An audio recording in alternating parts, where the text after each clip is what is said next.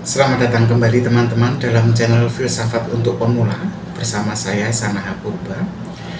Kali ini kita akan melanjutkan pembahasan kita tentang aliran-aliran dalam filsafat yang tentu saja berhubungan dengan yang video sebelumnya ya. Kita sudah membahas mengenai Buddhisme yang berasal dari India. Nah, kali ini kita akan melanjutkan pembahasannya dalam bidang filsafat yang kaitannya dengan spiritualisme, tetapi bukan Buddha tetapi Hindu. Nah, ada banyak aliran dalam filsafat Hindu, tapi kita akan mencoba membahas satu aliran ini yang menurut saya cukup menarik ya untuk teman-teman pelajari. Namanya Advaita Vedanta. Advaita Vedanta, tulisannya Advaita Vedanta. Ini pertama kali diperkenalkan atau diajarkan oleh seorang spiritualis, kalau saya memahaminya sebagai seorang filsuf, bernama Adi Sankaracaya. Adi Sankaracarya. Nah, Adi Sankaracarya ini menekankan konsep yang dikenal dengan nama non-dualisme. Apa itu non-dualisme? Singkatnya begini, konsep ini mengajarkan bahwa segala sesuatu di dunia, di alam semesta ini adalah satu yang tidak terpisahkan, termasuk antara diri kita dan Tuhan. Itu satu. Nah, sebenarnya Advaita Vedanta ini adalah semacam sekolah pemikiran ya, sekolah pemikiran dalam tradisi Hindu yang fokusnya pada ajaran tentang non-dualisme.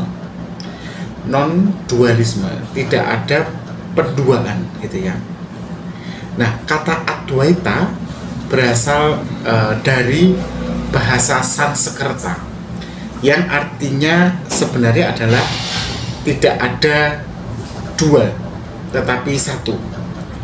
Itu sebenarnya menunjukkan dari Advaita itu tidak ada dua, itu bukan dua atau begitu ya. Itu sebenarnya menunjukkan semacam pandangan bahwa pada tingkat tertinggi dari realitas atau kenyataan itu tidak ada pemisahan antara diri individu atau yang dalam bahasa Indianya itu adalah Atman, Sanskritnya ya. Itu tidak ada pemisahan antara Atman, diri individu, dan Tuhan atau Brahman. Nah, dalam pandangan Advaita ini sebenarnya semua keberadaan itu merupakan satu kesatuan yang tidak terpisahkan. Teman-teman, Adi Sankaracarya ini sebenarnya dia seorang spiritualis ya, kita tahu, tapi dia adalah seorang filsuf dan guru Hindu yang hidupnya itu di sekitar abad ke-8. Nah, dia dikenal sebenarnya sebagai pembaharu ya, atau penyebar ajaran Advaita Vedanta. Advaita Vedanta. Adi Sankaracarya ini mengajarkan bahwa meskipun kita melihat perbedaan ya dalam dunia fisik ya, misalnya ada pohon aja beda-beda ya, bunga, tanah, batu, gunung, laut, tubuh kita, tubuh orang lain, itu kan beda-beda ya secara fisik, bentuk, warna, jenis dan sebagainya. Tetapi pada tingkat yang lebih mendalam, itu realitas sejati itu merupakan satu kesatuan yang tidak terpisahkan menurut Adi Sankaracarya. Nah, kalau termasuk tadi yang sudah saya katakan antara Atman adalah diri kita, diri individu, dan Brahman atau yang kuasa kalau kita tidak mau mendefinisikan sebagai Tuhan ya. Nah, mari kita coba pahami lagi Atman ya. Atman sendiri itu apa sebenarnya? Nah, dalam pemahaman Adi Sankaracarya, atau dalam ajarannya Adwaita Vedanta, Atman adalah diri sejati atau jiwa individu. Atman itu dalam ajaran Adwaita Vedanta ya, karena dalam ajaran lain akan berbeda, tapi dalam ajaran ini Atman itu merupakan esensi dari kita yang tidak berubah, yang abadi, yang tidak terpengaruh oleh dunia fisik maupun oleh pengalaman-pengalaman kita.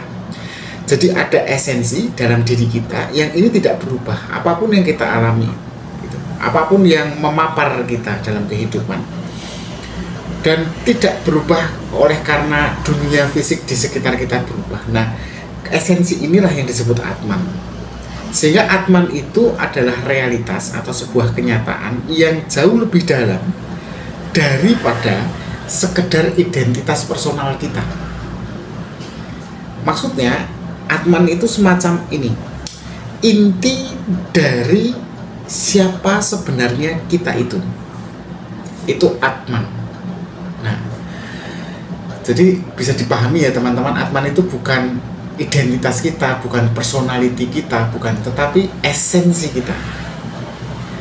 Kemudian yang kedua tadi kan Brahman ya, yang dalam bahasa Adwaita Vedanta itu kan Atman dan Brahman itu menyatu. Nah, sekarang kita pahami dulu Brahman. Tuhan macam apa yang diyakini gitu ya dalam Adwaita Vedanta. Jadi Brahman itu adalah realitas ya. Kita kan juga realitas ya, tapi realitasnya ini sifatnya menduniawi ya dan manusiawi ya. Kalau ini realitas yang tertinggi, Brahman itu realitas yang tertinggi, yang tidak terikat ruang dan waktu. Kalau Atman kan terikat ruang dan waktu. Terikat ruang jelas ya, di mana kita berada, kemudian kapan kita berada, dan waktu itu kan membuat kita semakin tua gitu kan. Kalau Brahman itu tidak terikat waktu dan ruang. Nah, Brahman itu sumber dari segala sesuatu di alam semesta ini. Sumbernya ada di Brahman, dan Brahman itu meliputi sekaligus melingkupi segala bentuk kehidupan. Dia ada di mana-mana, dia ada dalam bentuk eksistensinya maupun dalam bentuk energi gitu. Jadi bahkan bisa dikatakan dia melampaui bentuk.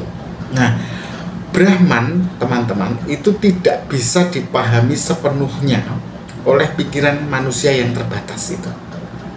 Tetapi Brahman bisa ditemukan lewat pengalaman spiritual Atman. Nah, jadi Brahman ini ya dalam bahasa singkatnya kan Tuhan ya. Nah, tapi Tuhan ini nggak bisa dimasukkan ke dalam akal manusia yang terbatas. Tapi manusia bisa bertemu dengannya ketika manusia mengalami suatu perjalanan spiritual. Nah, Adwaita atau yang tadi sudah saya pahami, sudah saya terangkan, itu bukan dua atau tidak dua atau non-dualisme. Itu mengajarkan bahwasannya Atman dan Brahman ini pada akhirnya bukan dua hal yang berbeda, tetapi satu. Dan ini yang menjadi poin kuncinya, itu sama. Jadi meskipun kita merasa terpisah sebagai individu, tetapi pada kenyataannya kita itu hanyalah atau adalah manifestasi semacam perwujudan dari Brahman itu sendiri. Nah, pemahaman ini itu mengandaikan begini, akhirnya semua perbedaan yang kita lihat di dunia ini, di dunia yang ilusi ini, itu tuh tidak ada sebenarnya. Jadi antara saya dan Anda dan orang lain, Anda dan istri Anda, pacar Anda, anak Anda, teman Anda, orang tua Anda, itu semua kan perwujudan dari atau manifestasi dari Brahman. yang mana kemudian bukan lagi dua, bukan lagi banyak bahkan, tapi satu. Nah, tapi kok ada begitu banyak perbedaan dalam bentuk, dalam rupa, dalam fisik, dalam waktu, dalam ruang, itu semua hanyalah ilusi. Karena pada tingkat yang jauh lebih mendalam, kata Adi Sankaracarya, kita semua adalah bagian dari satu kesatuan yang lebih besar, yaitu Brahman. Kita dengan anjing itu ilusinya kita dua ya, saya dan anjing. Tapi karena anjing juga manifestasi dari Brahman, maka kita satu. Jadi yang menarik di sini adalah Brahman itu tidak memanifestasikan dirinya hanya dalam bentuk manusia ya, bahwa manusia adalah cerminan Tuhan, tidak. Tapi alam semesta dan segala isinya, batu, ular, atau segala pun yang aneh itu adalah manifestasi dari Brahman dalam pemahaman Adi Sankaracarya. Jadi gini teman-teman, dalam Hindu itu ada begitu banyak aliran ya, tetapi saya memilih Adi Sankaracarya atau Adwaita Vedanta karena pemahaman dia sangat dekat dengan dunia filsafat ya. Nah, kita sekarang coba pahami tadi tentang ilusi ya, tentang bahwa perbedaan itu adalah ilusi. Jadi dalam Adwaita Vedanta, konsep ilusi atau maya itu menggambarkan dunia kita yang tampak nyatanya dalam pencerapan indera kita itu berbeda-beda. Nah, itu semua sebenarnya hanyalah ilusi atau tidak nyata. Tetapi di situ ada konsep maya. Maya dalam pemahaman Adwaita Vedanta itu maya, kita sering bilang dunia maya gitu ya. Nah, tapi ini mari kita pahami maya itu apa sih? Maya itu kekuatan yang membuat kita justru melihat perbedaan atau keterpisahan dalam dunia fisik, yang mana sebenarnya pada dasarnya adalah satu. Jadi maya itu yang menjadikan kita kemudian melihat ilusi gitu. Jadi maya itu sendiri bukan ilusi ya, tapi dia semacam kekuatan yang membuat kita melihat segala sesuatu yang sebenarnya satu ini menjadi plural. Nah, bagi Adwaita Vedanta itu dunia yang kita lihat dan alami ini sebenarnya adalah hasil dari keterbatasan persepsi kita, keterbatasan indrawi kita, keterbatasan pikiran kita. Kenapa? Jadi karena pikiran kita itu cenderung mempersepsikan dunia ini sebagai terpisah-pisah, meskipun dalam kenyataannya semuanya hanyalah ekspresi, manifestasi dari satu realitas yang lebih tinggi, yaitu Brahman. Nah,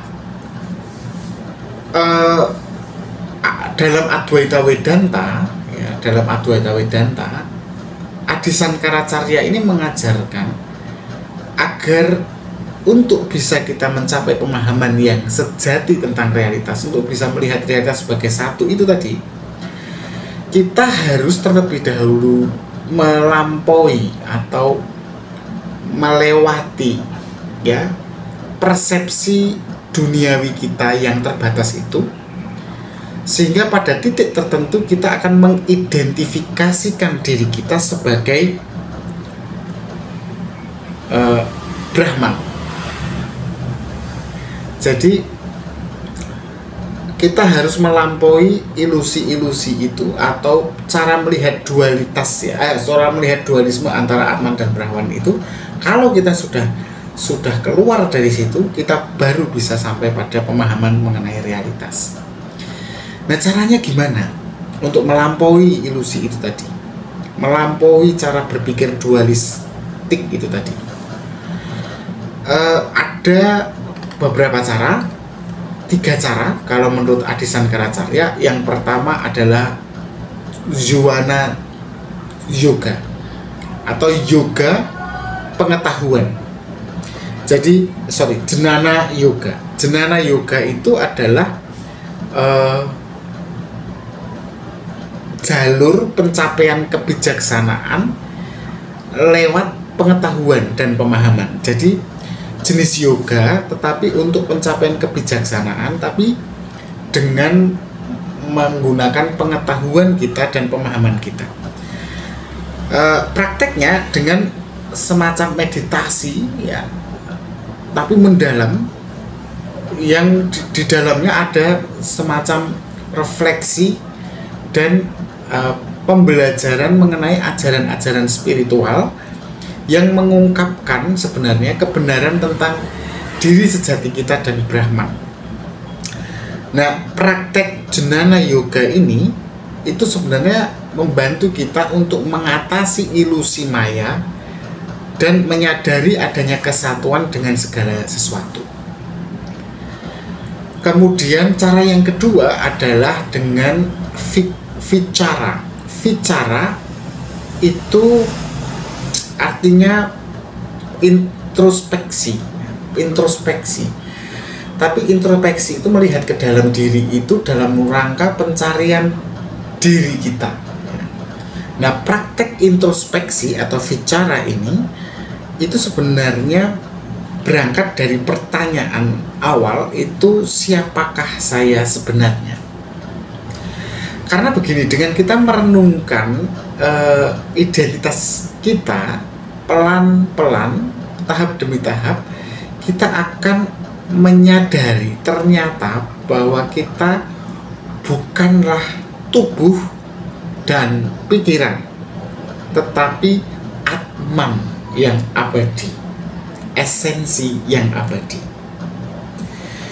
Jadi itu cara yang kedua ya. Ada Jnana Yoga yang pertama, yang kedua vicara, yang ketiga ini sangat umum, teman-teman pasti tahu, meditasi atau dhyana. Dhyana itu semacam meditasi yang kuncinya adalah untuk menenangkan diri, menenangkan pikiran, sehingga dalam ketenangan itu kita akan mencapai kesadaran yang lebih mendalam. Nah, fokus dari dhyana atau meditasi itu sebenarnya pada kesatuan kita dengan Brahman. Brahman, Tuhan lah kalau boleh kita katakan seperti itu. Nah, untuk mencapai kesatuan itu kan kemudian butuh sebuah upaya membebaskan diri kita dari keinginan-keinginan dan keterikatan duniawi, sehingga kita bisa lebih fokus pada realitas yang lebih tinggi alias Brahman itu. Nah, itu 3 cara tadi ya teman-teman. Ada Jnana Yoga atau yoga pengetahuan, ada vicara atau berintrospeksi, melihat ke dalam diri, dan meditasi atau dhyana. Nah, tujuan utama dari ajaran Advaita Vedanta ini sebenarnya adalah agar kita sampai pada kesadaran mengenai kesatuan kita dan Tuhan. Nah, ketika kesadaran itu kita sudah peroleh, maka kita sudah pada titik pencerahan, di mana kita akan merasa bebas dari belenggu penderitaan dan keterikatan kita pada hal-hal yang duniawi. Ini bukan hanya masalah duniawi itu harta ya, tapi juga terikat pada tubuh kita, terikat pada ketakutan kita, itu kita bebaskan semua. Pencerahan teman-teman itu sebenarnya bukan sesuatu yang mudah kalau dalam ajaran Advaita Vedanta, karena itu tidak bisa dicapai hanya lewat pengetahuan intelektual kita. Jadi bukan kalau kita pintar dan bisa berpikir yang benar kemudian bisa menjadi seorang yogis ya, atau pelaku yoga yang bisa mendapatkan pencerahan.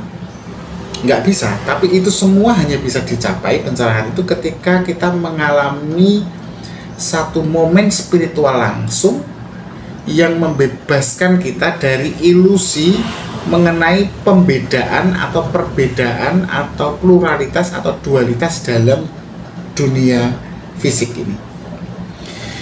Nah, ini menariknya nih, Adi Sankaracarya yang orang Hindu ini kemudian atau pemikir Hindu ini, dia kemudian memahaminya pencerahan itu sebagai proses moksa.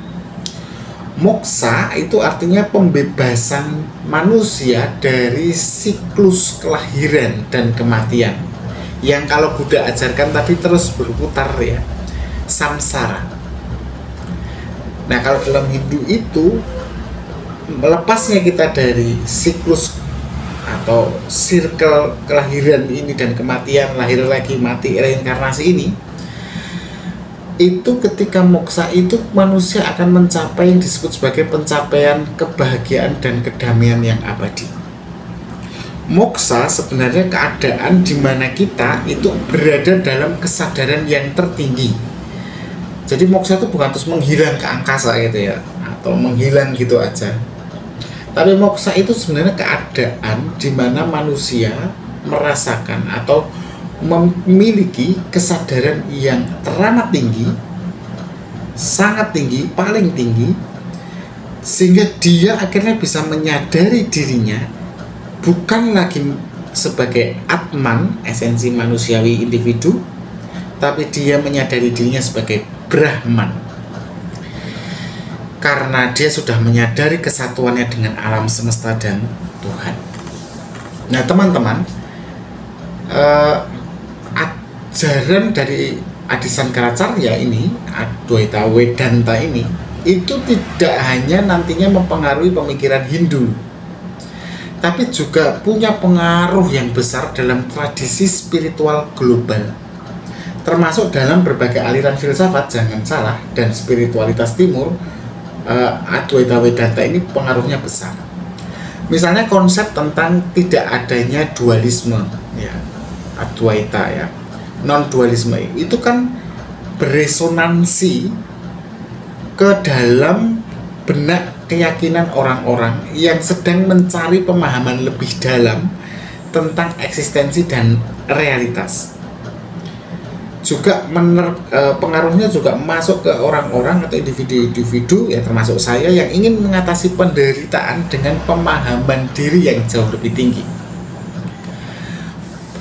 Banyak praktisi spiritual dan filsuf dari berbagai macam tradisi ya, termasuk filsuf barat ya, yang basisnya adalah rasionalitas, itu ternyata tetap mengadopsi konsep-konsep Adwaita Vedanta dalam pencarian mereka untuk memahami hakikat realitas atau apa itu realitas yang sejati, dan upaya mencapai enlightenment atau pencerahan. Nah, demikian teman-teman, pembahasan kita tentang Adwaita Vedanta. Ada begitu banyak kelemahan, kekurangan dalam saya membahas, dan pasti keterbatasan. Mohon teman-teman tambahkan di kolom komentar. Bila saya ada kesalahan, tolong dikoreksi. Satu hal yang penting, Adwaita Vedanta ini mengajarkan kita untuk melihat dunia dengan cara yang jauh lebih mendalam, dan menyadari bahwa segala sesuatu termasuk diri kita itu cuma bagian atau merupakan satu bagian dari keseluruhan yang lebih besar, yang adalah satu kesatuan. Caranya untuk bisa menyadari itu sudah saya bahas tadi. Kita melalui satu proses yang disebut introspeksi, kita proses meditasi, dan juga kita dalam proses untuk mendekatkan pikiran kita pada kebijaksanaan. Nah, lewat cara-cara itu kemudian manusia bisa merengkuh pemahaman sejati tentang siapa dirinya dan kesatuannya dengan realitas yang tertinggi. Nah, begitu penjelasan sementara dari saya. Terima kasih sudah menyimak video ini. Jangan lupa untuk berbagi video ini ke yang lain. Pastikan untuk subscribe, dan jangan lupa notifikasinya supaya kita bisa ngobrol lagi ke depannya. Terima kasih, tetap berpikir kritis.